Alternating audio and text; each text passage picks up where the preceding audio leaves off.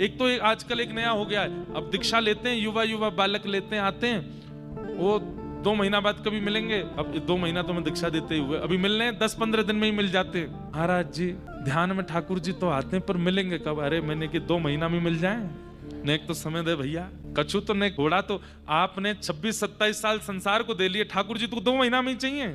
आप किस समय गुरु आश्रित लेते हैं, अपनी आयु गिनिएगा और उतनी आयु तो भूल जाइए, केवल भजन करिए।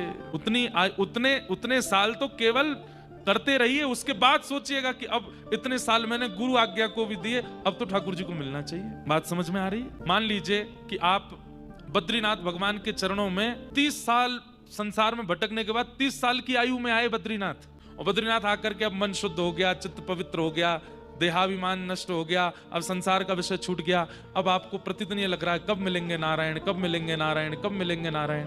30 साल संसार को दिए थे ना, बिल्कुल हिचकिचाहट किए बगैर दिए थे ना, अब इतना ही ठाकुर जी को भी दो, 30 साल दो।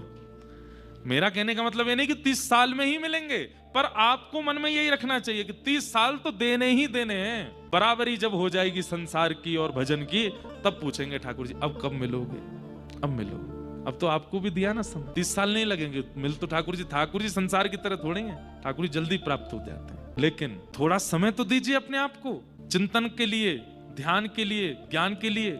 हाँ, 30 साल में जाकर के ये होगा कि वो जो चित्त का घड़ा है वो सदगुरु वचन और कथा प्रसंगों से वो भर जाएगा, और जो विषय चिंतन भरा हुआ था वो धीरे धीरे छलक करके बाहर हो जाएगा। और फिर उसके बाद क्या होगा? उसके बाद श्री कृष्ण आएंगे और आकर के वो जो जितने सदगुरु वचनों के जो सुंदर सुंदर आपने उसमें सुमेरु डाले हैं, उन सुंदर सुंदर सुमेरुओं को निकाल करके सुंदर घड़े के चारों तरफ सजा देंगे, और फिर उसमें केवल प्रेम लक्षणा भक्ति का रस घोल देंगे, और कुछ फिर चिंतन में नहीं आएगा।